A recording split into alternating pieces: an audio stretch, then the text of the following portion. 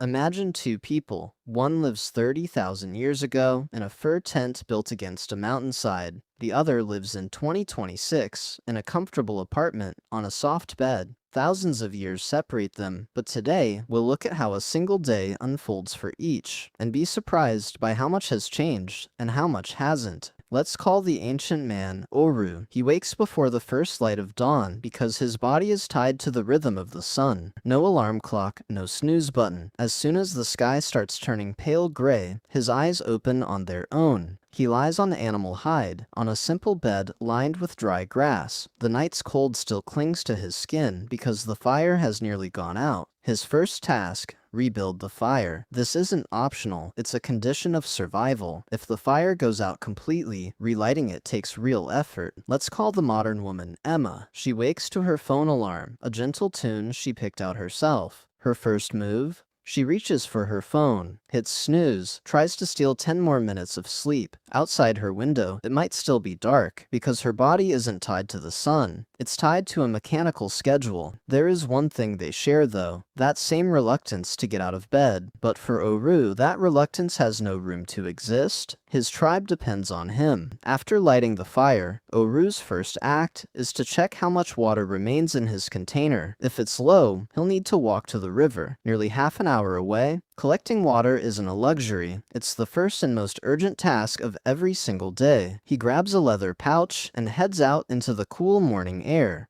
Emma's morning begins entirely differently. She walks to the bathroom, turns a tap, and hot or cold water, whichever she wants, flows out instantly. She never thinks, not even for a second, about where this water comes from, or how it reaches her home. It's so ordinary to her that it doesn't even register as a thought. This is where the first major difference becomes clear. In Oru's life, every basic necessity, water, food, warmth, is directly tied to physical labor. In Emma's life, these same things are so effortlessly available that they've nearly vanished from her awareness entirely. Oru and his tribe's morning meal depends entirely on yesterday's hunt or gathering. If yesterday's hunt was good, they'll eat strips of dried meat. If not, maybe just some nuts or roots. There's no certainty. Every morning, the first question is, what do we have to eat today? Emma's breakfast is a 1-minute decision. Open the fridge, and there's milk, eggs, bread, fruit, 1,000 options. She might even get annoyed deciding what to eat because her problem isn't scarcity, it's too much choice.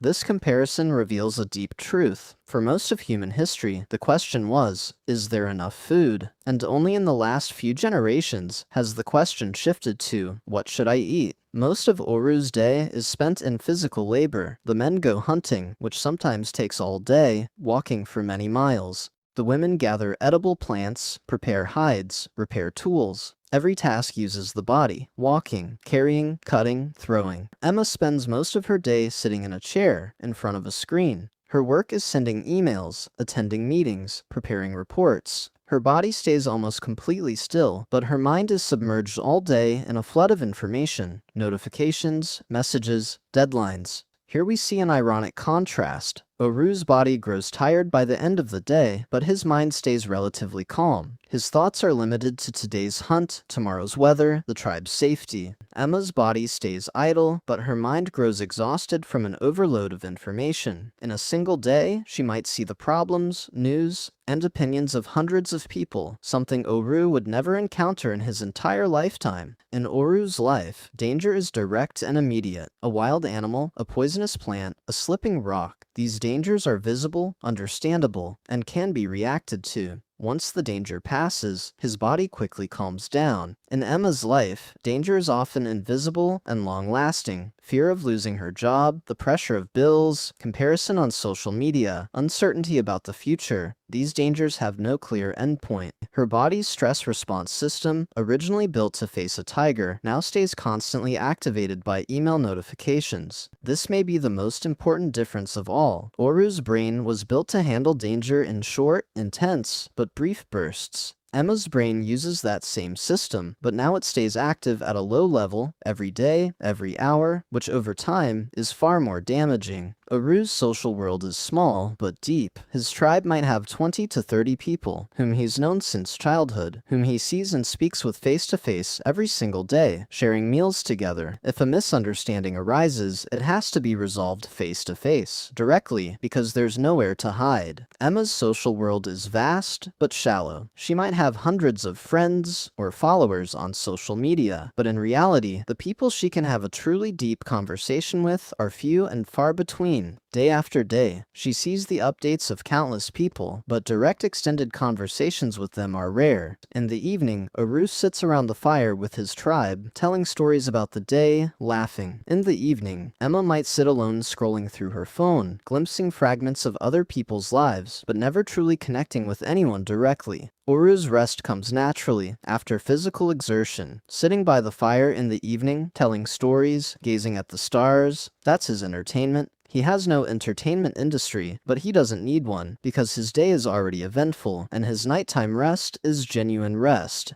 Emma's rest often happens in front of yet another screen. TV, phone, laptop. Even after sitting all day, she sits even more to relax, staring at yet another screen. Ironically, the method she chooses to reduce her real exhaustion, mental exhaustion, through screen time, actually increases that very exhaustion. Oru goes to sleep right after sunset, and sleep comes almost immediately because his body has done real physical work all day, and his mind hasn't been overloaded with excess information. His sleep is deep and restorative. Emma goes to bed around 11 or midnight, but sleep takes a long time to arrive. Her mind is still busy with the day's emails, social media posts, tomorrow's to-do list. The blue light from her phone tells her brain it's still daytime, that it's not yet time to sleep. She might toss and turn for hours, then finally fall asleep exhausted. But even after waking in the morning, she doesn't feel fully rested. Comparing these two lives, we see that Emma has gained safety, comfort, convenience, things Oru might have been willing to give his life for. Emma's children face far less risk of dying, her lifespan is much longer, and she doesn't face a daily struggle for survival. But Emma has also lost some things. Direct connection with nature, the natural rhythm of physical labor, the bond of a small but deep community,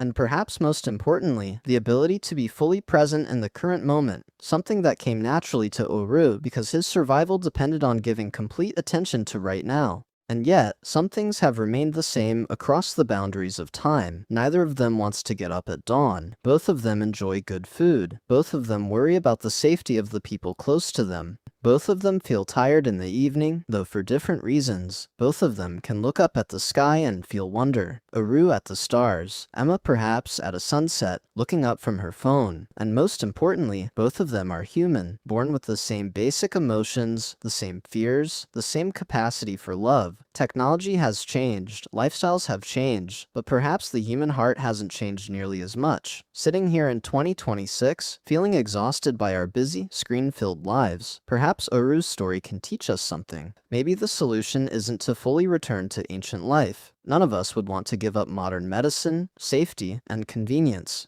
But maybe we can borrow a few small things from that ancient way of living, aligning our sleep with the rhythm of the sun, spending some part of the day in physical effort, spending time directly with people instead of screens, and every once in a while putting the phone down and simply looking up at the sky, just as Oru did every single night, freely, effortlessly. We've come a long way from Oru's era, but perhaps, every now and then, it's worth looking back, just to remember how little a person truly needs to be happy.